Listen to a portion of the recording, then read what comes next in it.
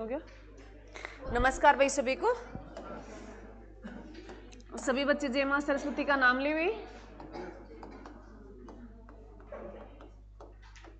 और बातें नहीं ली। क्या पढ़ रहे हैं हम भी? हिस्ट्री। और हिस्ट्री में हमारा क्या चल रहा है भाई? हाँ जी, हमने कर लिया है। गुप्त वंश हमारा कंप्लीट हो गया भाई। तो गुप्त वंश से संबंधित कुछ गुप्त काल संस्कृति के बारे में जो हमने कुछ बातें कर ली थी, उसकी कुछ बातें रहती है वो हम करेंगे। गुप्त काल की, जो गुप्त काल की संस्कृति,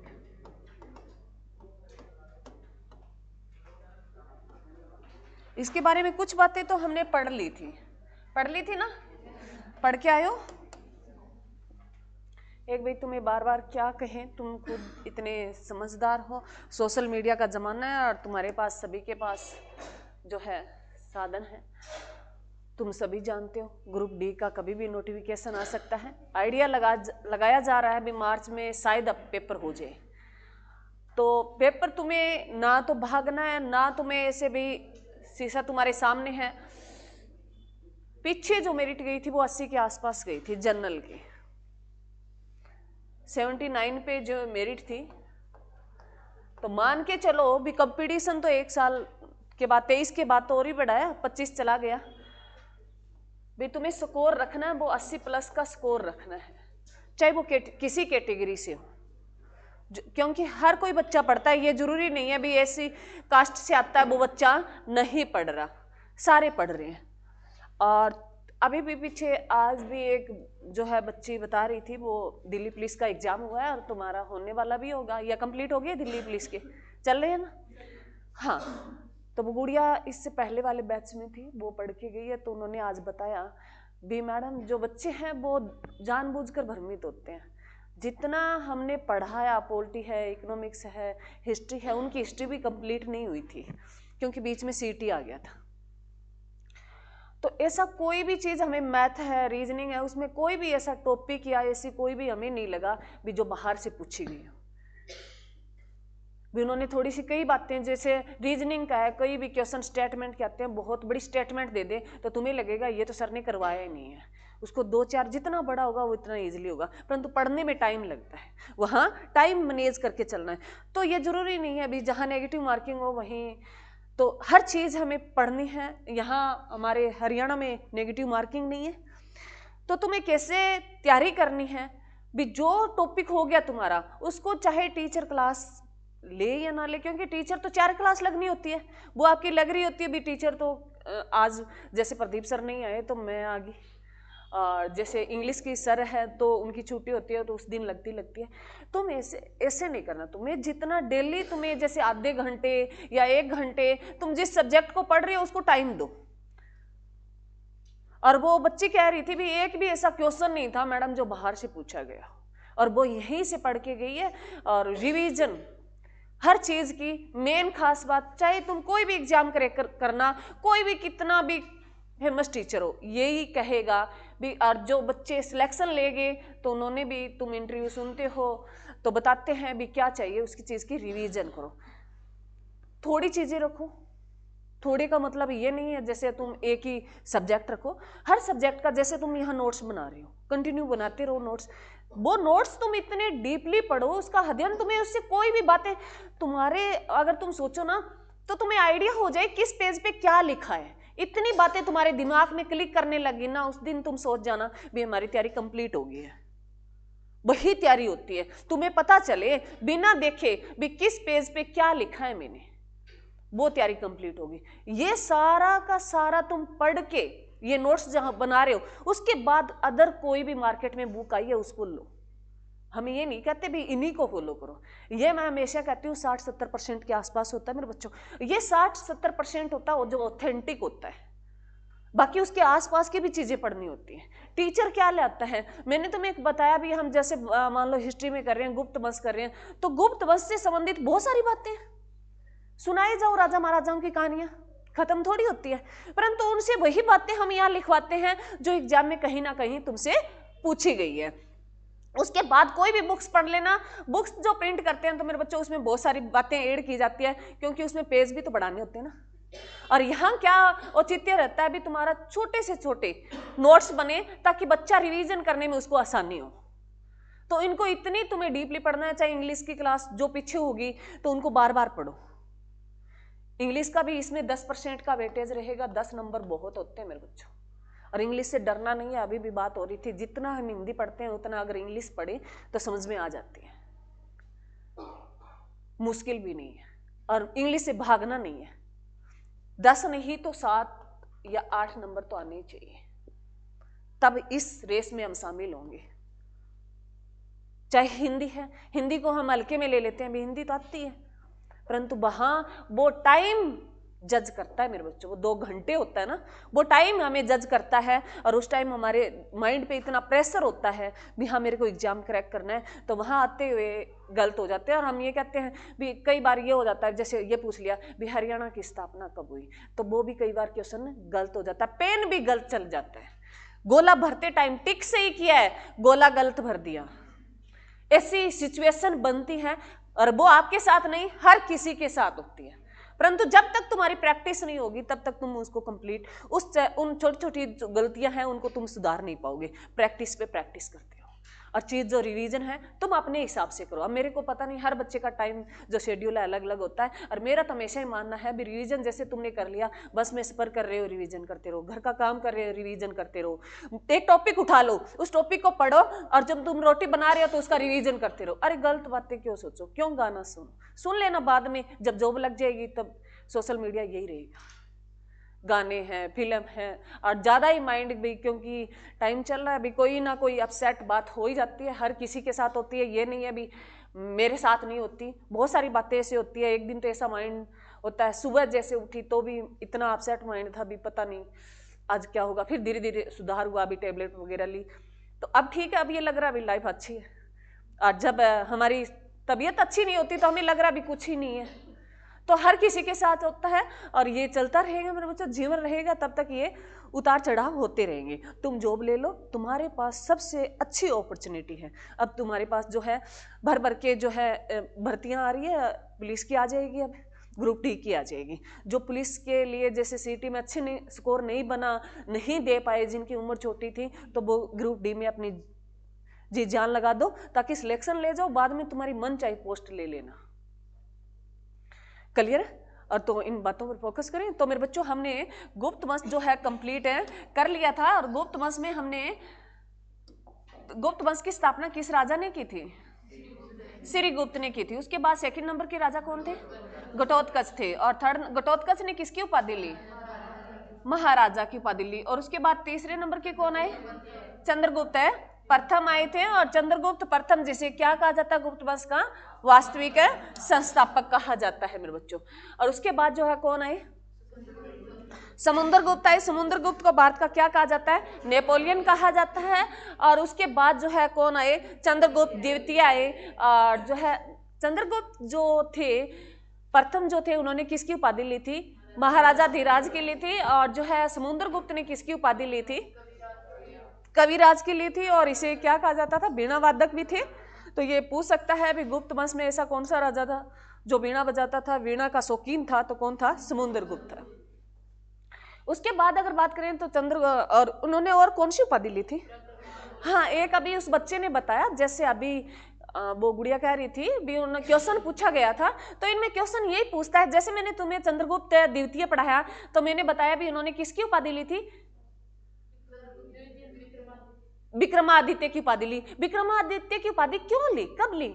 उन्होंने शकों को पराजित करके। तो स्टेटमेंट का क्वेश्चन दिया था भी, उसमें पूछा था भी चंद्रगुप्त द्वितीय को विक्रमादित्य की उपाधि किसके कारण मिली थी? तो शकों को पराजित करके उन्होंने बताया भी दक्षिण भारत में अपना साम्राज्य का विस्तार करके। तो ऐसे स्टेटमेंट दी हुई थी। तो उन्होंने किसको पराजित करके? शकों को पराजित करके। वो दोनों बातें मैंने तुम्हें ऐड करवा दी। तो ऐसा क्वेश्चन पूछा गया था। उसके बाद अगर बात करें मेरे बच्चों, चंद्रगुप्त द्वितीय के बाद कौन आता है? कौन आता है? कुमारगुप्त आता है। और चंद्रगुप्त द्वितीय के बारे में तुम्हें एक खास मेन बात ध्यान रखनी है, जो मेहरौली का स्तंभ स्थापित किया था वो भी किसने किया था? चंद्रगुप्त द्वितीय ने करवाया था। कहां करवाया? दिल्ली में। उसके बाद कुमारगुप्त आता है मेरे बच्चों, और कुमारगुप्त ने जो है किस विश्वविद्यालय की नींव रखी थी? नालंदा विश्वविद्यालय उसी के शासनकाल में स्थापित किया गया था, जो बौद्ध शिक्षा के लिए बहुत फेमस रहा। और जो है उसके बाद जो है मेरे बच्चों कौन आता है? भानुगुप्त आता है। स्कंदगुप्त आता है। स्कंदगुप्त जो है इन्होंने कुमारगुप्त ने स्कंदगुप्त को किसका जो है विद्रोह दबाने के लिए भेजा था? हुण जो जाति ने सबसे पहली बार आक्रमण किया था वो किसके शासनकाल में? कुमारगुप्त के शासनकाल में। और हुणों के जो है विद्रोह को दबाने के लिए किसको भेजा था? स्कंदगुप्त को भेजा था। और स्कंदगुप्त की जो जानकारी, स्कंदगुप्त ऐसा वो जो गुप्त वंश का राजा है जिन्होंने किस जेल का जीर्णोद्धार करवाया था? सुदर्शन जेल का जीर्णोद्धार करवाया था। उसके बाद अगर बात करें तो कौन आता है? भानुगुप्त आता है। भानुगुप्त के बाद जो अंतिम राजा कौन आता है? विष्णुगुप्त आता है। तो ये मेरे बच्चों सारे के सारे मैंने तुम्हें राजा कंप्लीट करा दिया, जिनमें मेन पॉइंट थे वो मैंने तुम्हें बता दिए। उसके बाद हमने गुप्त काल की संस्कृति का जिक्र किया, तो इसमें 2-3 बातें तो मैंने ऐड करवा दी थी। एक तो पहली बात कौन सी ऐड करवाई मेरे बच्चों? इसे क्या कहा जाता है? गुप्त वंश में सबसे ज्यादा सोने के सिक्के चले थे। सबसे ज्यादा किसके सिक्के चले थे? सोने के सिक्के चले थे। एग्जाम में क्वेश्चन आ सकता है। और जो सीसे के सिक्के किसने चलवाए थे? सातवाहन वंश में। सीसे के सिक्के कहां चले थे? सातवाहन वंश में। तो इसे क्या कहा जाता है? स्वर्ण युग भी कहा जाता है। और दूसरी बात क्या ऐड करवाई थी मेरे बच्चों? हाँ भी, इसमें जो मेहरौली का जो स्तंभ है मेरे बच्चों किसने स्थापित करवाया? चंद्रगुप्त द्वितीय ने करवाया। और ये कहां करवाया? दिल्ली में मेरे बच्चों। और इसमें क्या खास बात है? क्योंकि इसके ये पता नहीं कौन से प्रकार का लोहा है, अभी तक जो है विज्ञान भी नहीं जान पाया, जिसको जंग नहीं लगता, अभी तक नहीं लगा, आगे का पता नहीं है। तो तीसरा क्या पॉइंट दिया था मेरे बच्चों? हाँ जी, आर्यभट्ट जो है, आर्यभट्ट कौन थे? आर्यभट्ट कौन थे? गणितज्ञ थे। ये एक गणितज्ञ भी थे और साथ में क्या थे? हाँ जी, गणितज्ञ के साथ क्या थे? ये वैज्ञानिक थे। वैज्ञानिक, ठीक है। इन्होंने आर्यभट्ट ने कौन सी पुस्तक लिखी? आर्यभट्टीय पुस्तक लिखी। आर्यभट्टीय पुस्तक लिखी थी। ये एग्जाम में क्वेश्चन आ चुका है। आर्यभट्टीय पुस्तक किसने लिखी थी? आर्यभट्ट ने लिखी थी। तो एग्जाम में क्वेश्चन पूछ सकता है गुप्त वंश में जो गणितज्ञ और जो वैज्ञानिक रहे वो कौन रहे? आर्यभट्ट रहे थे। और इसी के साथ मेरे बच्चों इसी गुप्त वंश में एक सेकंड नंबर का, ये फर्स्ट नंबर का था, ये फर्स्ट नंबर का, इसी के टाइम में सेकंड नंबर का आता है। सेकंड नंबर का भी वैज्ञानिक कौन था? कौन था भी? नहीं मेरे बच्चों, ये था बर्मागुप्त। बर्मागुप्त था मेरे बच्चों। हाँ, बर्मागुप्त था। गुप्त लिख लेना। ये बर्मागुप्त जो था सेकंड नंबर का, ये ऐसे मैं वाली वो थोड़ा सा ऐसे फीलिंग, बर्मागुप्त था मेरे बच्चों। और पहले नंबर का कौन था? आर्यभट्ट था। आर्यभट्ट ने आर्यभट्ट ये पुस्तक लिखी और इसने और क्या क्या किया? शून्य की खोज भी इसने की थी।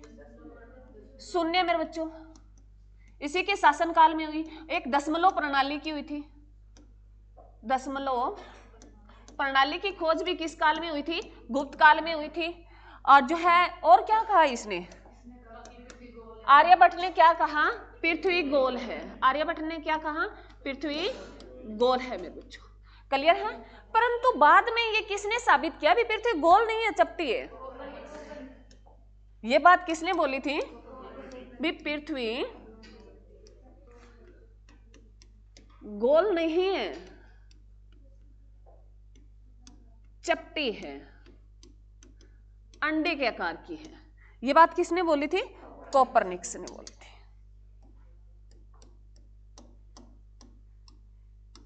कोपरनिकस का एक वैज्ञानिक था और कोपरनिकस को कहते हैं भी इसे मरवा दिया गया था। इसने कोपरनिकस ने एक बात बहुत अच्छी कही थी भी जो है, अब पहले तुम बताओ फिर मैं उसके बाद मैं बताती हूँ, क्योंकि ये नॉर्मल जानकारी है मेरे बच्चों। पृथ्वी सूर्य के चारों ओर चक्कर लगाती है या सूर्य पृथ्वी के चारों ओर चक्कर लगाता है? हाँ जी, पहले ये बोला गया था भी सूर्य पृथ्वी के चारों ओर चक्कर लगाता है, परंतु आर्यभट्ट ने ये साबित कर दिया था भी जो है कोपरनिकस ने ये साबित कर दिया था भी सूर्य पृथ्वी के चारों ओर चक्कर नहीं लगाता, पृथ्वी सूर्य के चारों ओर चक्कर लगाती है। तो कोपरनिकस ने क्या कहा, पृथ्वी सूर्य के चारों ओर, और इसमें एक ही ओ की मात्रा आएगी ना, चारों ओर चक्कर लगाती है,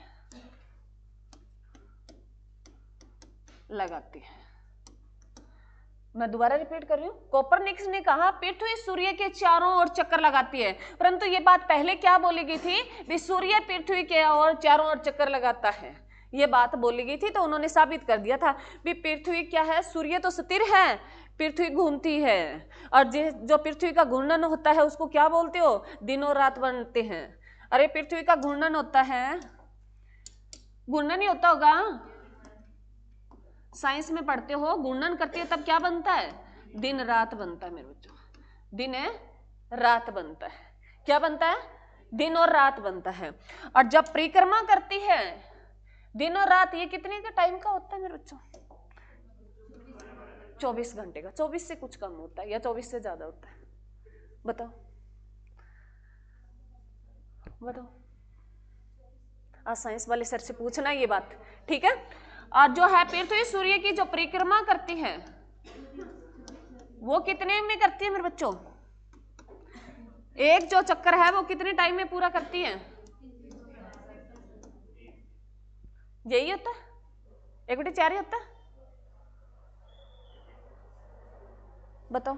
ये साइंस वाले सर से आज अपने फैक्ट क्लियर करना, भाई मैडम ने पूछा है भी ये क्या चक्कर है, क्योंकि हिस्ट्री के मैडम तो भी मोटा मोटा पढ़ाती है, साइंस की मैडम नहीं है, तो मैं ज्यादा डीपली इनमें नहीं जाना चाहूंगी। अब तुम मेरे सामने क्या पता तुम मेरे से ज्यादा साइंस जानते हो, बहस करने लग जाओ तो मैं कहां से प्रूफ करूं ये बातें। तो इतना ध्यान रखना मेरे बच्चों, जो घूर्णन है उससे क्या बनता है, और परिक्रमा है उससे 1 साल पूरा होता है। जो 300 ये 365 1/4 क्यों लिखा है, ये 1/4 जुड़ के जो एक लीप बरस आता है मेरे बच्चों, लीप बरस जो 4 साल के बाद आता है, लीप बरस कितने बरस के बाद आता है, 4 वर्ष के बाद, तब कितने दिन हो जाते हैं इस लीप बरस में, 366 डे हो जाते हैं। तो ये कहते हैं 365 है, 1/4 डे में वो एक चक्कर पूरा करती है परिक्रमा में। क्लियर है, अरे क्लियर है।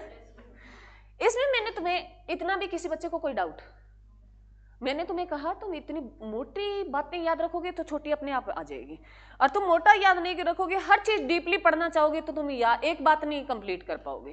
तो बड़ी बड़ी चीजें तुम्हें हमेशा याद रखनी चाहिए। उसके बाद मैंने एक तुम्हें वैज्ञानिक का नाम लिया था, कौन सा वैज्ञानिक था, ब्रह्मगुप्त वैज्ञानिक था, जो कौन से नंबर का, 2nd वैज्ञानिक है। इन्होंने कहा, इन्होंने किसके बारे में बताया, ग्रहण के बारे में बताया। इन्होंने बताया किसके बारे में, ग्रहण के बारे में। वही बता देती हूँ, 1 मिनट में इसको इधर कर लेती हूँ, यहीं लिख लेते हैं। अरे ग्रहण, सूर्य ग्रहण, चंद्रमा ग्रहण जानते हो, हाँ यही ग्रहण, हमारी जीवन में ग्रहण लग गया मैडम, किसका लग गया रे। तो इन्होंने बताया भी जो ग्रहण लगता है वो किसकी, पृथ्वी और चंद्रमा की छाया की वजह से लगता है। इन्होंने कहा भी ग्रहण लगता है पृथ्वी और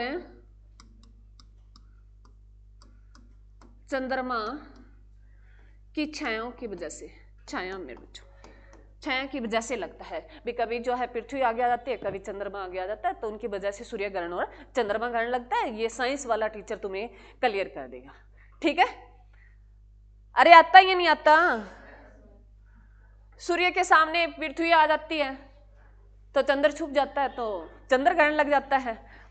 फिर जो है सूर्य तो वही है, अरे सूर्य तो स्थिर है, ये बात तो हम कर रहे हैं, पृथ्वी घूमती है, तो कभी चंद्रमा आ जाता है पृथ्वी के ऊपर, तो सूर्य का प्रकाश नहीं पहुंच जाता तो सूर्य ग्रहण लग जाता है। अरे यही होता है। अरे मेरे बच्चों 3 गोले हैं, ये लो, ये क्या है, सूर्य, ये इसके चक्कर लगा रही है, ये क्या है, पृथ्वी। चंद्रमा भी चक्कर लगाता है, लगाता है, ये क्या है, चंद्रमा है। तो ये चक्कर लगा रहे हैं किसके, सूर्य के। सूर्य क्या है, स्थिर है, स्टेबल है, ठीक है। तो ये चक्कर लगा रहे हैं, तो ये चक्कर लगाते लगाते जब इन दोनों के बीच में, सूर्य और चंद्रमा के बीच में पृथ्वी आ जाती है, तो पृथ्वी की छाया किस पे पड़ती है रे? चंद्रमा पे। तब कौन सा ग्रहण लग गया? चंद्र ग्रहण लग गया। क्योंकि चंद्रमा क्या है, अरे तुम ऐसे नहीं मेरे बच्चों, तुम उसको ऑथेंटिक सोच के देखो। जो ये सूर्य है इसका खुद का प्रकाश होता है, चंद्रमा का कोई खुद का प्रकाश नहीं होता। ये किससे ग्रहण करता है? सूर्य से ग्रहण करता है चंद्रमा। जब पृथ्वी बीच में आ गई तो चंद्रमा प्रकाश ग्रहण कहां से करेगा? तो वहां क्या होगा? चंद्र ग्रहण हो जाएगा। और जब इन दोनों के बीच में चंद्रमा आ गया, पृथ्वी और सूर्य के बीच में, तो कौन सा ग्रहण होगा? सूर्य ग्रहण होगा। सूर्य का प्रकाश नहीं पहुंच पाएगा पृथ्वी पे, तो कौन सा ग्रहण होगा? सूर्य ग्रहण होगा। और ये बाकी तुम्हें अगर ज्यादा ही डीपली जाना है तो सर से कंसल्ट कर लेना, ठीक है। मेरा यही मानना, मैं तो बड़ी बड़ी बातें याद रखती हूँ और इससे क्लियर हो जाता है। क्लियर है मेरे बच्चों? चलो यहां तक किसी बच्चे को कोई दिक्कत हुई? जितना हमने पढ़ा, क्या क्या पढ़ा? ये बात तो पुरानी जो है मेरे बच्चों, भाई जो है गुप्त काल की जो संस्कृति थी उसमें एक महरौली स्तंभ है, जो किसने स्थापित किया? चंद्रगुप्त द्वितीय ने। और चंद्रगुप्त द्वितीय ने किसकी उपाधि ली? विक्रमादित्य की ली। क्यों ली? शकों को पराजित करके, ठीक है। और जो है सबसे ज्यादा सोने के सिक्के चलन में रहे किस वंश के रहे? गुप्त काल के रहे। उसके बाद तीसरा पॉइंट किया भी शून्य और जो है दशमलव प्रणाली की खोज हुई थी वो किसके शासनकाल में हुई थी? किसके शासनकाल में हुई थी? अरे अभी तो बताया है तुम्हें, गुप्त काल, गुप्त वंश। अरे तुम तुरंत ही भूल जाते हो। उसके बाद जो है मेरे बच्चों आर्यभट्ट क्या था? एक वैज्ञानिक था, एक खगोलीय विज्ञान था। मतलब खगोलीय विज्ञान क्या था? उन्होंने बताया भी पृथ्वी क्या है? गोल है। तब हम उनको वो नाम दे दिया, जिसने जैसा नाम बताया उसने। और उन्होंने शून्य की खोज की तो हमने कहा ये गणितज्ञ भी है। तो जैसे उनको अलग अलग जो है उपाधियां मिली। तो उसके बाद जो है मेरे बच्चों कौन आता है? दूसरा वैज्ञानिक ब्रह्मगुप्त आता है। उन्होंने क्या कहा? उन्होंने कहा भी ग्रहण के बारे में बताया। उन्होंने किसकी जानकारी हमें दी? ग्रहण के बारे में, भी ग्रहण कैसे लगता है। तो तीन जो है स्टेप होते हैं, सूर्य, चंद्रमा और पृथ्वी। जो सूर्य क्या होता है मेरे बच्चा? स्थिर होता है, बाकी दोनों घूमते रहते हैं। तो जिसके बीच में जो आ गया, जिसका प्रकाश बंद हो गया और वैसे ग्रहण लग गया।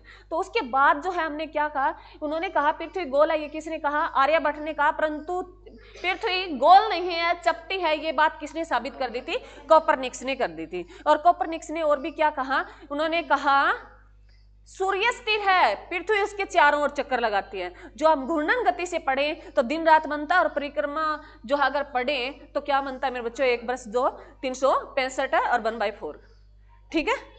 क्लियर? चलो नेक्स्ट लिखो मेरे बच्चों। अजंता की गुफाएं गुप्त काल में जो है बड़ी चरम सीमा पे रही थी। तो एग्जाम में पूछता है अजंता की गुफाएं। हाँ जी, महाराष्ट्र में लिखो तुम अजंता की गुफाएं। अजंता की गुफाएं कोई बच्चा बता सकता है भी ये कहाँ है? महाराष्ट्र के औरंगाबाद बाद में स्थित है। महाराष्ट्र के औरंगाबाद में स्थित है। परंतु औरंगाबाद का नाम बदल दिया गया मेरे बच्चों। औरंगाबाद का नाम बदलकर क्या कर दिया गया? औरंगाबाद का नाम बदलकर क्या कर दिया? छत्रपति संभाजी नगर। संभाजी नगर मेरे बच्चों। औरंगाबाद का नाम बदलकर क्या कर दिया गया है? छत्रपति संभाजी नगर कर दिया गया है। और इस संभाजी जो हम मराठे पढ़ेंगे, छत्रपति जब जिक्र करेंगे मराठों का, तब इसका जिक्र आएगा, तब बताऊंगी पूरी कहानी। इसको मैं फिर रिपीट करूंगी। क्लियर मेरे बच्चों? उसके बाद जो है कहते हैं अजंता गुफा, इनकी जो संख्या है मेरे बच्चों 29 है। अजंता गुफाओं की जो संख्या है वो कितनी है? 29 है। कितनी है? 29 है। परंतु गुप्त वंश से संबंधित जो गुफाएं बताई गई है उसके नंबर लिख लो। परंतु अजंता की गुफा जो किस वंश से संबंधित है? गुप्त वंश से संबंधित।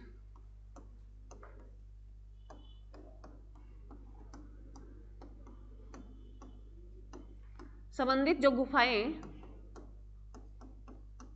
वो है मेरे बच्चों 10, 17, 19। ये 3 गुफाएं हैं, 3 नंबर जो है 29 गुफाएं हैं, जिसमें 10 नंबर की, 17 नंबर की और 19 नंबर की गुफाएं हैं। वो किस वंश से संबंधित है? गुप्त वंश से संबंधित है। 16 होता है?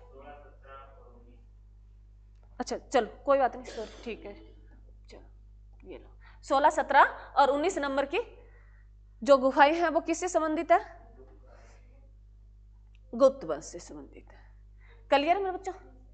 तो एग्जाम में क्वेश्चन बहुत बार आया है भी अजंता की गुफाएं हैं वो कहाँ स्थित है? महाराष्ट्र में। कई बार राज्य पूछ लेता है, कई बार जो है प्रॉपर स्थान पूछ लेता है। प्रॉपर स्थान पूछे तो कहाँ है? औरंगाबाद में है, परंतु औरंगाबाद का नाम बदलकर क्या कर दिया गया है? संभाजी नगर की। उसके बाद लिखो मेरे बच्चों बाघ की गुफाएं। उसके बाद लिखो बाघ की गुफाएं। बाघ, बाघ क्या है हमारा? गुफाएं, बाघ की गुफाएं। ये जो बाघ की गुफाएं हैं मेरे बच्चों, ये कहाँ पड़ती हैं? मध्य प्रदेश में। मध्य प्रदेश के धार जिले के विंध्याचल पर्वत को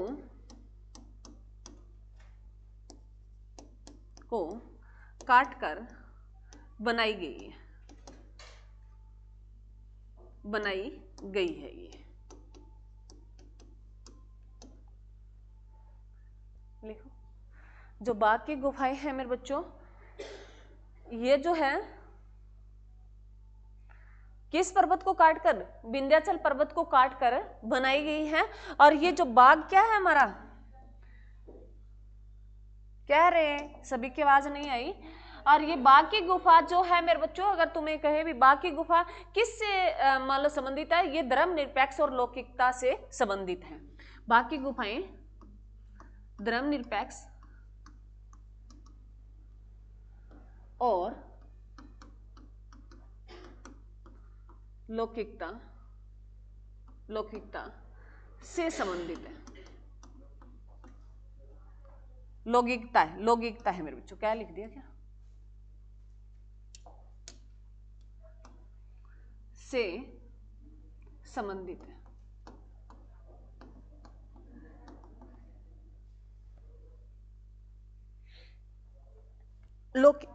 मैंने सही लिखा था मेरे बच्चों, लौकिक है। कोई बात नहीं। लौकिक क्या होता है पहले तो तुम बताओ? लौकिक डबल क्या आएगा? लौकिकता और लगा सकते हो, कोई दिक्कत नहीं। धर्म निरपेक्ष और लौकिकता से संबंधित है। और जो है अभी तुम बताओ खास बात, तो ये तो तुम्हें याद रखनी है, ये एग्जाम में क्वेश्चन आया है भी कौन सी गुफाएं जो है धर्म निरपेक्ष और लौकिकता से संबंधित है? कौन सी गुफाएं? बाघ की गुफाएं। परंतु बाघ हमारा क्या है? राष्ट्रीय पशु है। क्या है? राष्ट्रीय पशु है। ये तो मेरे बच्चों सुनो रे, क्या हो गया? कोई खास बात है? कोई बात नहीं।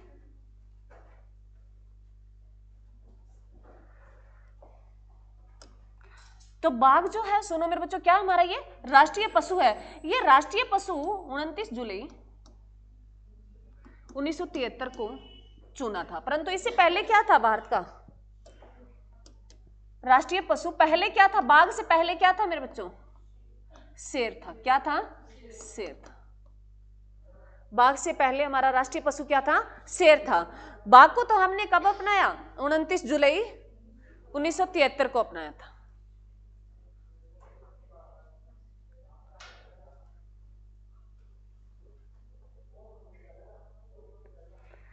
क्लियर है बच्चा?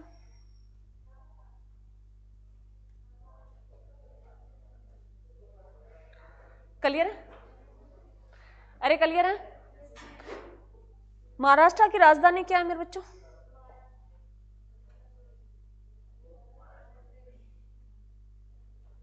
लिख लिया ये सभी ने? चलो, महाराष्ट्र की राजधानी क्या है?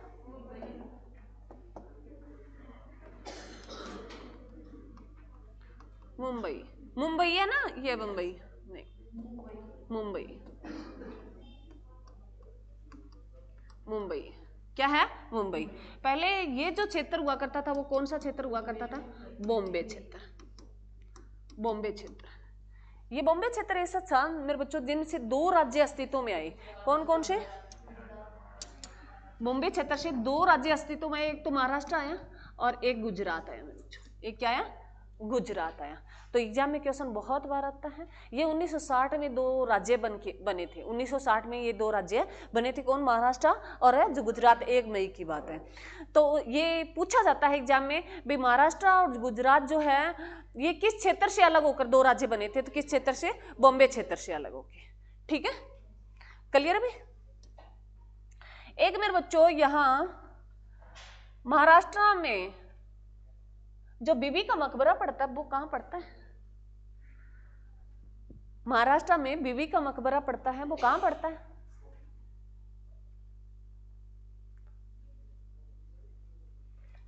हाँ जी, बीबी का मकबरा। जैसे तुम ताजमहल पढ़ते हो, ताजमहल जो है वो किससे बना है? सफेद संगमरमर पत्थरों से बना। तो बीबी का मकबरा जो है वो काले रंग के संगमरमर से बना है। तो बीबी का मकबरा कहां स्थापित है? सीधा राज्य पूछे तो कहां है? महाराष्ट्र में। और प्रॉपर स्थान पूछे तो बताओ, औरंगाबाद है या औरंगाबाद है? बीबी का मकबरा कहां स्थित है? औरंगाबाद में। लिखो, बीबी का मकबरा भी कहां है मेरे बच्चों? ये चलो मैं बाइट ले लेती हूं। बीबी का मकबरा। कोई मकबरे बना के कोई इज्जत ही नहीं करता है ना। हमारी तो कोई झोंपड़ी बना दे खुद की, वे ये कहें आपकी खुद की है, ये है ना। देखो, और कहते हैं भी पहले मुमताज के लिए ताजमहल बना दिया। तो बीबी का मकबरा भी कहां पड़ता है मेरे बच्चों? औरंगाबाद में। इसके बारे में खास बात क्या है? हाँ जी, ये काले रंग के संगमरमर से बना है मेरे बच्चों। काले रंग के संगमरमर, 2 बार है ना? हाँ, संगमरमर पत्थर से बना है। काले रंग के संगमरमर पत्थर से बना है। कौन? बीबी का मकबरा। और बनवाया किसने था? औरंगजेब ने। तो औरंगजेब ने कौन सा शहर बसाया? औरंगाबाद बसाया। तो याद रखना मेरे बच्चों, देखो इससे कितनी बातें निकल के सामने आई। तो बीबी का मकबरा कहां पड़ता है? औरंगाबाद में। और ये बनवाया किसने था? औरंगजेब ने। औरंगजेब कौन था रे? मुगल बादशाह था। कौन था? मुगल बादशाह था। सबसे कट्टर अगर मुगल बादशाह की बात करें तो औरंगजेब था। सबसे कट्टर जो है मुगल बादशाह की बात करें तो कौन है? औरंगजेब था। किसका बेटा था? शाहजहां का बेटा था।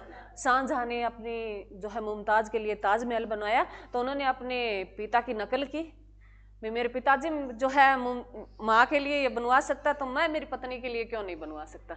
हमारी तो कोई नकल नहीं करता। तो देखो मेरे बच्चों, औरंगजेब ने क्या बनवाया? बीबी का मकबरा बनवाया। कहाँ बनवाया? औरंगाबाद में बनवाया। औरंगाबाद जो शहर किसने बसाया था? वो औरंगजेब ने बसाया था। तो याद रखना। परंतु अब वर्तमान में तो है, बीच में तुम्हें चला था, जैसे तुम्हें याद हो हमारे इधर हरियाणा में जो एनसीईआरटी पढ़ी है किसी ने? तुम बात, एनसीईआरटी क्या होती है मेरे बच्चों? नाम तो सुना है मैडम, एनसीईआरटी पढ़ा करो, परंतु क्या होती है? 6ठी से +2 तक जो बुक्स लगती है सरकारी स्कूलों में, एनसीईआरटी उन बुक्स को बोलते हैं। तो उन बुक्स में तो ये बोला गया भी मुगल जो है वो चैप्टर हटा दिया जाए।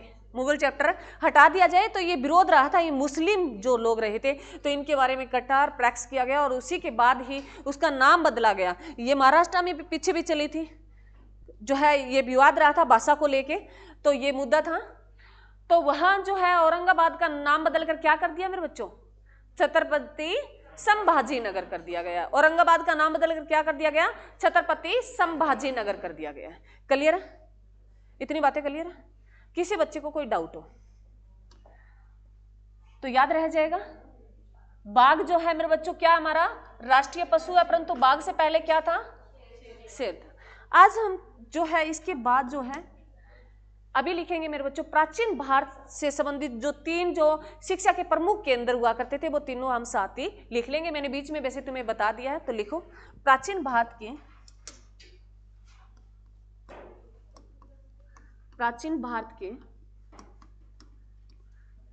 के 3 प्रमुख शिक्षा के केंद्र, जिसमें हमने 2-3 की तो बात कर ली है, शायद 2 की तो कर ली, सारा साथ लिखेंगे। जिन बच्चों ने लिख रखा वो ध्यान से सुन ले। पहला लिखेंगे हम नालंदा विश्वविद्यालय, नालंदा विश्वविद्यालय है जो मेरे बच्चों, इसकी स्थापना कब हुई थी? स्थापना का बताओ, ये बताया ना मैंने तुम्हें, स्थापना कब हुई थी? कुमारगुप्त के शासनकाल में। कब रहा, क्या टाइम पीरियड था कुमारगुप्त के शासनकाल का? 455। तो तुम्हें लिखना है भी नालंदा विश्वविद्यालय की स्थापना हुई वो 5वीं शताब्दी में हुई। कब हुई मेरे बच्चों? 5वीं शताब्दी में हुई। ऐसा एग्जाम में क्वेश्चन पूछ लिया गया है, शताब्दियां पूछेगा तुमसे। तो नालंदा विश्वविद्यालय की स्थापना किस शताब्दी में हुई? 5वीं शताब्दी में हुई थी। और किसके शासनकाल में? शासनकाल पूछे कुमारगुप्त मेरे बच्चों, कुमारगुप्त के शासनकाल में। किसके शासनकाल में हुई थी? कुमारगुप्त के शासनकाल में। और कहाँ है ये? हाँ जी, ये कहाँ पड़ता है? राजगृह बिहार में, राजगृह बिहार में स्थित है मेरे बच्चों। अब तो एक खंडर बन गया। क्या बन गया? अब तो एक खंडर पड़ा है ये। और किस शिक्षा के लिए फेमस था ये? बौद्ध शिक्षा के लिए, सॉरी, बौद्ध शिक्षा के लिए फेमस था, प्रसिद्ध था। किसके लिए? बौद्ध शिक्षा के लिए। क्लियर मेरे बच्चों? और जो आधुनिक टाइम अगर पूछे तो ये भागलपुर जिला है मेरे बच्चों। स्थान पूछे ना प्रॉपर, अभी पूछ ले वर्तमान में, आधुनिक में, आधुनिक पूछे तो ये भागलपुर जिले में पड़ता है, भागलपुर जिले में पड़ता है। आधुनिक अब की बात पूछे, बौद्ध राजगृह उस टाइम की बात थी। और अब पूछे वर्तमान में, आधुनिक में पूछे तो यह भागलपुर जिले में पड़ता है। बिहार का भागलपुर जिला जो है वहाँ ये स्थित है। अब ये खंडर बन गया है। कभी तुम्हें जब तुम जॉब लग जाओ, घूमने जाओ, तो एक बार जरूर जाना भाई, अच्छा स्थान है। कहते भी शांति मिलती है, शांति मैं तो नहीं मानती भी स्थानों पे जाके शांति मिलती है। शांति अंदर से ही नहीं है तो शांति कहाँ से होगी? अंदर शांति बनाए रखना जरूरी है ना। अगला लिखो, दूसरा लिखो मेरे बच्चों, विक्रमशिला विश्वविद्यालय। दूसरा लिखो,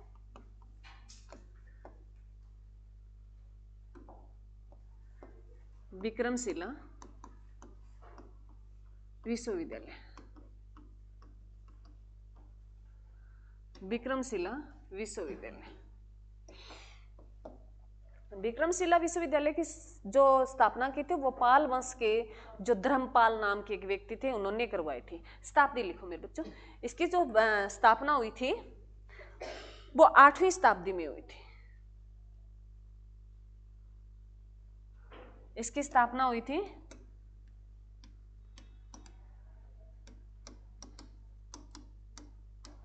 स्थापना ज्यादा ही लिख दिया कुछ, स्थापना 8वीं शताब्दी में। इसकी स्थापना 8वीं शताब्दी में, जो आगे आएगा हम जिक्र करेंगे इसका।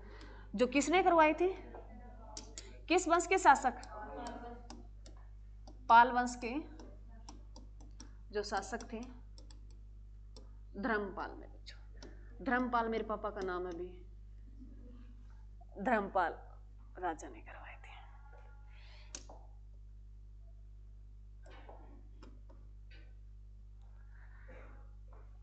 लिख लिया मेरे बच्चों? ये भी क्या स्थित है? बिहार में है। स्थान पूछे तो कहां स्थित है मेरे बच्चों? ये बिहार में है। ठीक है, अगला लिखो, बल्लभी विश्वविद्यालय। ये भी बौद्ध शिक्षा के लिए है। उस टाइम जैन शिक्षा है, बौद्ध शिक्षा है, हमारी वैदिक शिक्षा है उनके लिए फेमस था, परंतु नालंदा बौद्ध शिक्षा के लिए, क्योंकि वहां रेन स्वांग नाम का एक व्यक्ति आता है, वो खासकर बताता है। बल्बी विश्वविद्यालय लिखो, बल्बी विश्वविद्यालय, हाँ जी बल्बी भाई, ये बल्बी विश्वविद्यालय। बल्बी विश्वविद्यालय मेरे बच्चों इसकी स्थापना हुई थी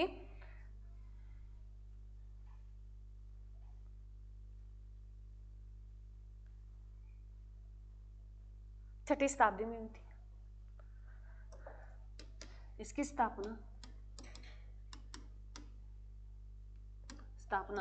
जो 6वीं शताब्दी में हुई थी। इसकी स्थापना करवाई थी वो मैत्र वंश के, हाँ जी, इसकी स्थापना जो वंश करवाने वाला था वो मैत्रक वंश था मेरे बच्चों। मैत्रक वंश के, लिखो प्रॉपर लिखा देती हूँ परंतु पूछा नहीं जाता। मैत्रक वंश के संस्थापक सेनापति था भट्टारक के द्वारा किए गए थे। मैत्रक वंश के जो संस्थापक के सेनापति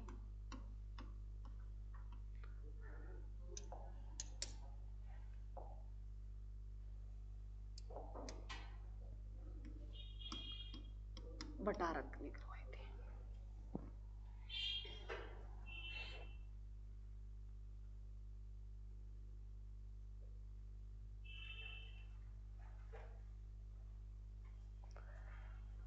मेरे बच्चों ये जो ये जो विश्वविद्यालय पढ़ता है ये सौराष्ट्र गुजरात में है। कहाँ है? सौराष्ट्र गुजरात में स्थित है, परंतु वर्तमान पूछिए भावनगर में पड़ता है। वर्तमान में ये गुजरात के काम पड़ता है भावनगर में।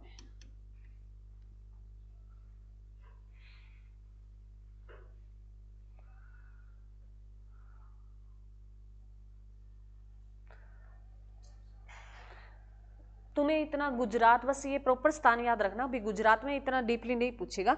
जो जैसे हम हरियाणा का एग्जाम होता है तो हरियाणा का डीपली पूछता है, तो गुजरात का एग्जाम डीपली होता है तो वहाँ ये चीजें पूछी जाती हैं। तुमसे अगर तुम एसएससी का दे रहे हो, रेलवे का दे रहे हो, तो वहाँ इतनी बातें पूछेगा। बल्बी जो विश्वविद्यालय वो कहाँ स्थित है? गुजरात में।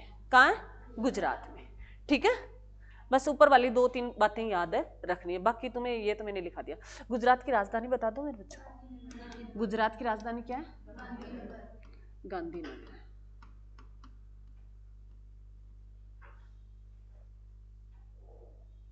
गुजरात की राजधानी क्या है? गांधीनगर है। क्लियर है? इसके बाद एक विश्वविद्यालय लिख लेते हैं, वो हमारे भारत में नहीं है, पाकिस्तान में, परंतु पूछा जाता है, तक्षशिला विश्वविद्यालय।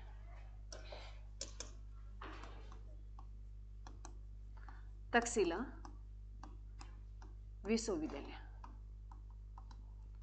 तक्षशिला विश्वविद्यालय की जो स्थापना हुई थी मेरे बच्चों, ये 6वीं बीसी पूर्व हुई थी। इसकी स्थापना जो हुई थी 6वीं बीसी पूर्व हुई थी, पहले हुई थी। और ये जो चलन में रहा था ना 5वीं बीसी तक रहा था। तो 6वीं जो शताब्दी हम अगर बात करें तो ये इसमें पहले आती है। बीसी की बात करें तो ये 6 बीसी में, और परंतु ये जो है 5वीं तक चला था, उल्टा चलता था ना पहले। तो ये तक्षशिला विश्वविद्यालय कहाँ है मेरे बच्चों? गंधार वाला स्थान है। गंधार में हमने क्या पढ़ा? गंधार क्या है मेरे बच्चों? एक महाजनपद है। गंधार क्या है? एक महाजनपद है। तो भारत से बाहर 2 महाजनपद आते हैं, एक तो गंधार आता है, एक का कंबोज आता है। ठीक है, कंबोज जो जम्मू कश्मीर के आसपास आता है, गंधार इधर हमारा जो ये पंजाब वाला क्षेत्र पड़ता है इसके आसपास लगता है। तो उधर पाकिस्तान का पंजाब पड़ता है। तो हमारे पास कौन सा पंजाब है? पूरे पंजाब है। उनके पास कौन सा है? पश्चिम पंजाब है। 2 भाग हो गए थे पंजाब के। तो ये पंजाब वाला क्षेत्र है, उसके आसपास है तक्षशिला विश्वविद्यालय। तो ये गंधार जो है कहाँ पड़ता है? पाकिस्तान में। पाक लिख लो सीधे, पाकिस्तान कर लेना है इसका। पाकिस्तान की राजधानी कहाँ है? इस्लामाबाद। और पाकिस्तान जो है पैसा क्या है? मुद्रा पाकिस्तान रुपए है। क्लियर? ये थे हमारे मेरे बच्चों विश्वविद्यालय जो मेन पूछे जाते हैं। तो तुम्हें ये 4 याद रखना, मोस्ट इंपोर्टेंट है, एग्जाम में पूछे जाते हैं। अरे क्लियर है? एक केंद्रीय खेल मंत्री कौन है? केंद्रीय खेल मंत्री कौन है भाई?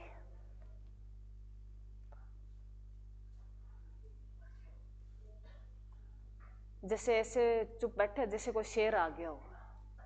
मनसुख मंडाविया है। कौन है? मनसुख मंडाविया। खेल मंत्री जो है हमारे केंद्रीय खेल मंत्री कौन है? मनसुख मंडाविया। जो खेल खेलता है वो मनसुख, उसका मन सुखी रहता है, तो इसे याद रख लेना, ठीक है। मनसुख मंडाविया है हमारे केंद्रीय खेल मंत्री। कौन है? मनसुख मंडाविया है।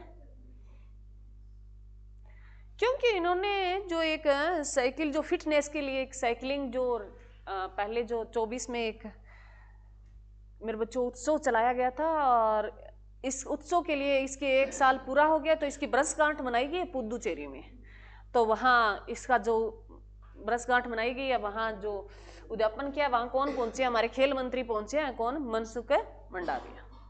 क्लियर है? अरे क्लियर है? चलो क्लियर है भाई। चलो इसके बाद मेरे बच्चों हमने क्या कर लिया? गुप्त काल की संस्कृति कर ली। अब जो नेक्स्ट हमारी क्लास होगी उसमें हम क्या करेंगे? गुप्त काल, जो हमने मौर्य वंश के बाद क्या पढ़ा था? मौर्योत्तर काल पढ़ा था, तो अब गुप्त वंश के बाद क्या पढ़ेंगे? गुप्तोत्तर वंश पढ़ेंगे, ठीक है। हमारा नेक्स्ट टॉपिक जब भी हम क्लास लेंगे तब वही होगा, परंतु उससे पहले जो है कुछ एक करंट के क्वेश्चन है वो लिखो। और ये स्टैटिक जीके मेरे बच्चों तुम्हारे यहीं से कवर हो रही है। जैसे मैं तुम्हें, सुनो रे, ये छोटे छोटे पॉइंट तुम्हें मैं जो करंट के बताती हूँ और उसके रिलेटिव बातें बताती हूँ, ये तुम अलग लिखा करो, अलग पेज पे लिखा करो। चाहे रफ कॉपी में बना लो, कोई जरूरी नहीं है तुम दोबारा 3 बार लिखो इसको, कोई जरूरी नहीं है, एक बार लिखो, सही लिखो। तो मेरे बच्चों ज्ञानपीठ पुरस्कार, ज्ञानपीठ पुरस्कार है मेरे बच्चों एक, नाम तो सुना ही है। ये सबसे पहले दिया गया था 1965 में दिया गया था मेरे बच्चों। ज्ञानपीठ पुरस्कार की जो शुरुआत हुई थी वो 1965 में हुई थी। फर्स्ट जिस व्यक्ति को दिया गया था वो कौन था? जी शंकर था। कौन था? जी शंकर नाम का एक व्यक्ति था। इसमें क्या खास बात है? क्यों दिया जाता है मैडम? तो ये साहित्यकार होते हैं मेरे बच्चों, कवि होते हैं, लेखक होते हैं, जो अलग अलग भाषाओं में अपनी कृतियां लिखते हैं, लेसन लिखते हैं, पुस्तक छापते हैं, वो उनको दिया जाता है। जो जिनकी खास फेमस जो प्रसिद्धि पा जाती है, जो पुस्तक पाले ये जिस लैंग्वेज में, तो ये पूछा जाता है भाई ज्ञानपीठ पुरस्कार है ये कितनी भाषाओं में दिया जाता है, कितनी भाषाओं में ये लिखा जाता है? तो ये जो है 22 भाषाएं, तो हमारी जो है मेरे बच्चों कितनी भाषाएं हैं? 22 भाषाएं हैं। 8वीं अनुसूची का जिक्र करें तो वहां कितनी भाषाओं का जिक्र है? 22 भाषाएं, और इसके साथ एक प्लस इंग्लिश भाषा को भी दिया जाता है, इंग्लिश को भी इसमें इंक्लूड किया जाता है। इतनी भाषाओं में लिखे गए जो कृतियां लिखी है, जो प्रसिद्ध लेखक और कवि है, उनको दिया जाता है।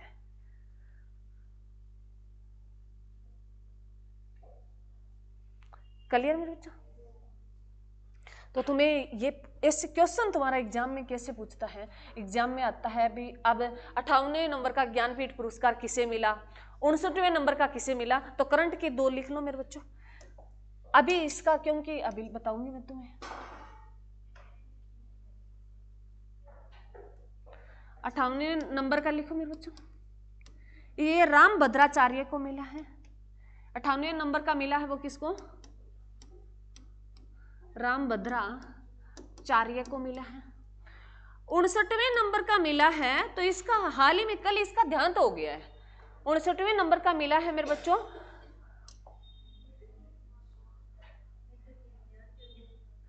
देहांत हो गया, जिसका निधन हो गया, लिखो।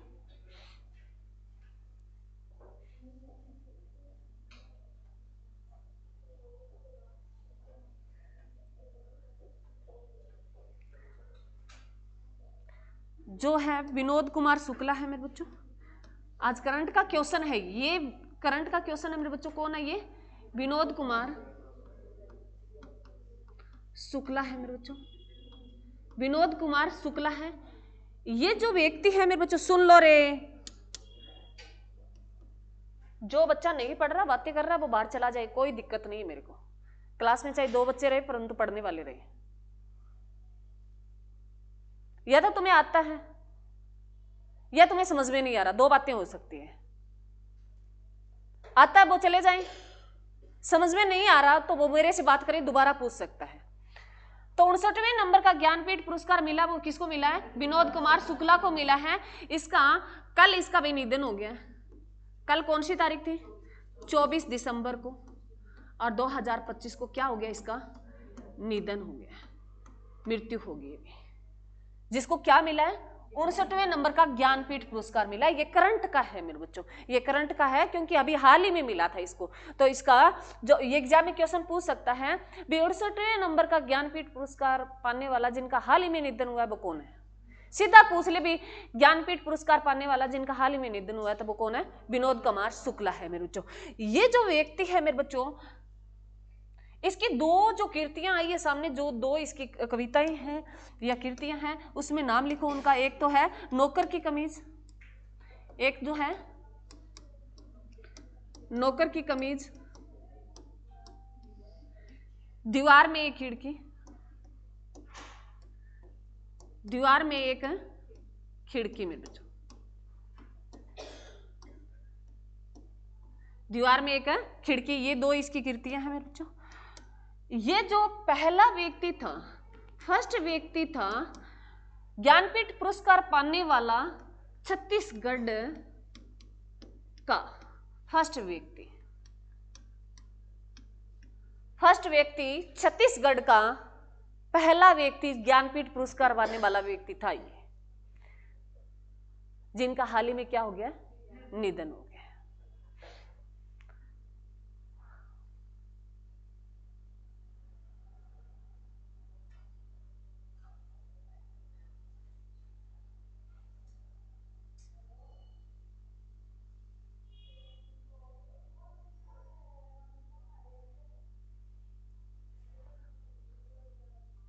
क्लियर में बच्चों?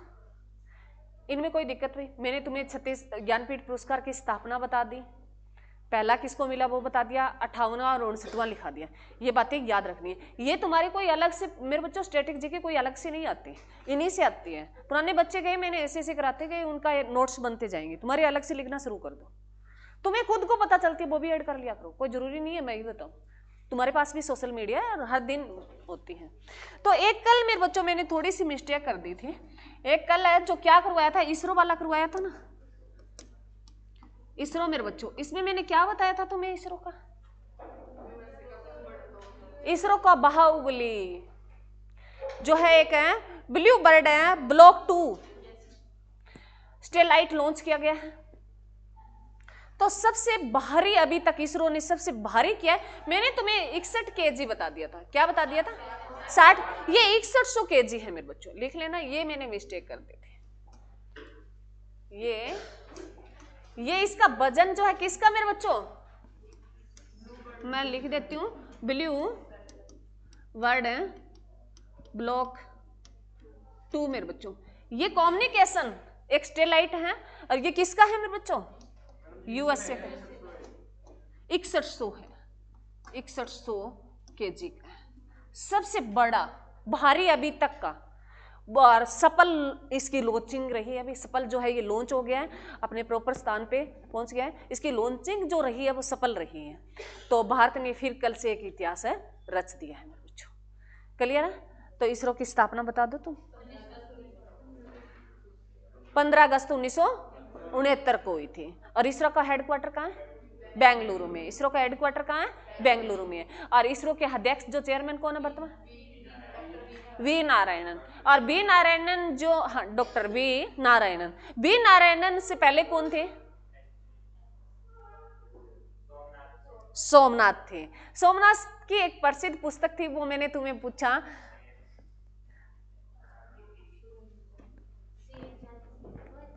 बताओ वो मैंने तुम्हें उस दिन तुम्हें भूल गई थी, आज मेरी याद आई।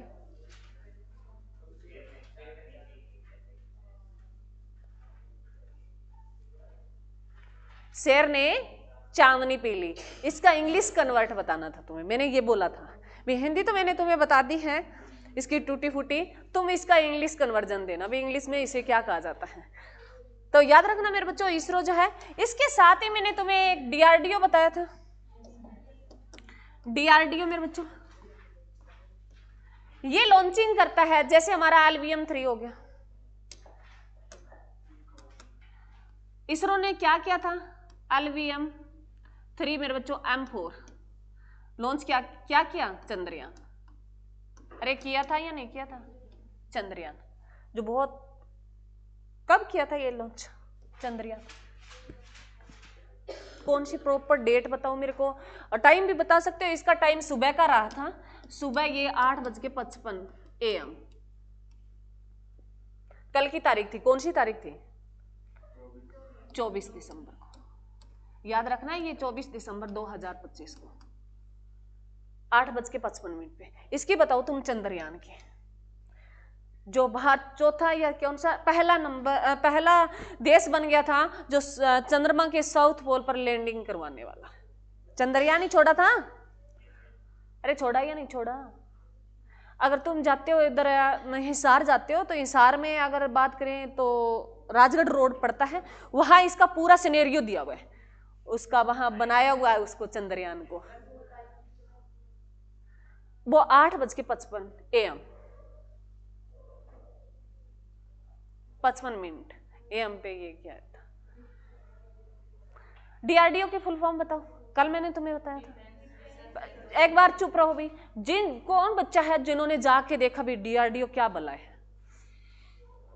जिसने फुल फॉर्म जानी हो, उसके बारे में जाना हो, ईमानदारी से बताना। इसका मतलब तुम पढ़ के नहीं आए। क्या है मेरे बच्चों? फुल फॉर्म बताओ। Defence research and development organisation. जैसे क्या तैयार करता है ये? क्या करता है ये डीआरडीओ? किस काम आता है? इसकी स्थापना हाँ जी 1958। तुम गूगल पे सर्च मारोगे तो तुम्हें यही दिखाएगा। मैंने जाके कल मेरे 58 याद था, फिर मैंने जाके देखा, प्रॉपर डेट नहीं बताई, बच्चों को बतानी होगी, तो उसमें 58 ही दिखाता है तुम्हें। ठीक है। इसका हेडक्वार्टर कहाँ है? दिल्ली में। इसका हेडक्वार्टर कहाँ है? दिल्ली में है। क्या क्या करता है ये डीआरडीओ? क्या बनाता है? मिसाइलें बनाता है। मिसाइलें जो तैयार करता है वो कौन करता है? यही करता है। एक तेजस विमान भी इसने तैयार किया था। तेजस विमान का अगर तुमने सुना होगा तो भी इसी की देन है। मिसाइलें शास्त्र ये जो है ये भी कौन बनाता है? डीआरडीओ बनाता है। ठीक है सर। आगे भी एक और क्वेश्चन लिख लो करंट का। मेजर है ध्यानचंद है खेल अवार्ड भी मेजर है ध्यानचंद है। हाँ जी खेल अवार्ड पीछे कर लेना।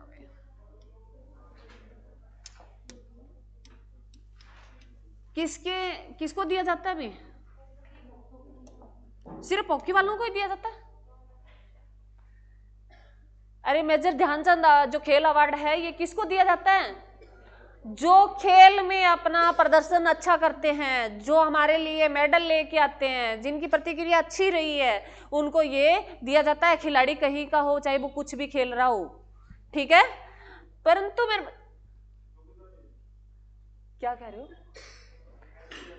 मेजर ध्यानचंद खेल अवार्ड दिया जाता है, जैसे मनु भाकर को दिया गया था। मनु भाकर ने क्या जीता था? 2024 पेरिस में 2 ब्रोंज मेडल लेके आई थी।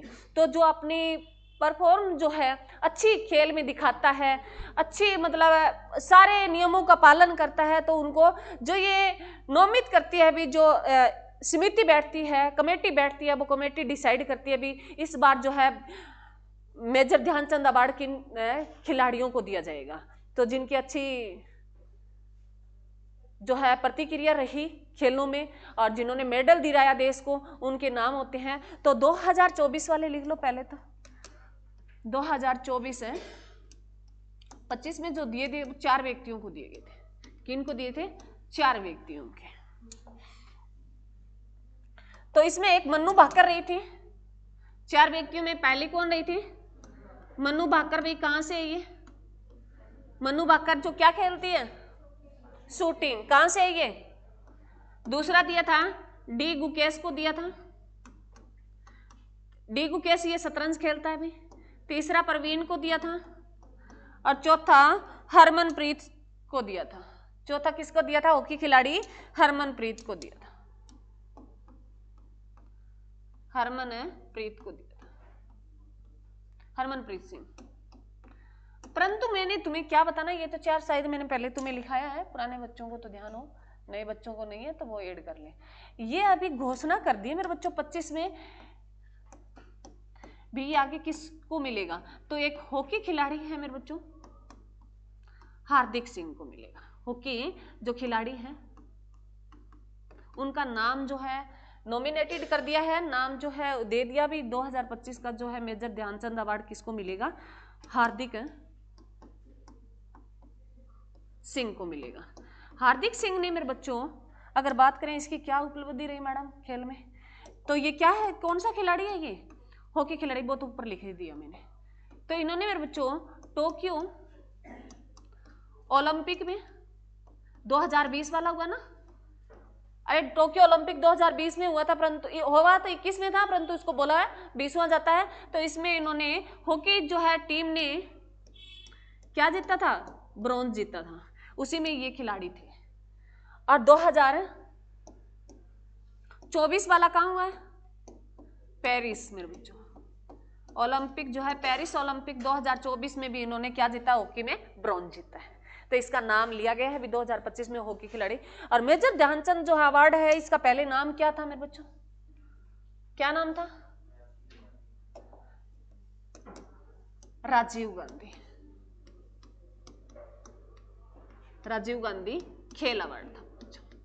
राजीव गांधी खेल अवार्ड नाम पहले इसका था, और 2021 में नाम बदलकर क्या कर दिया गया इसका?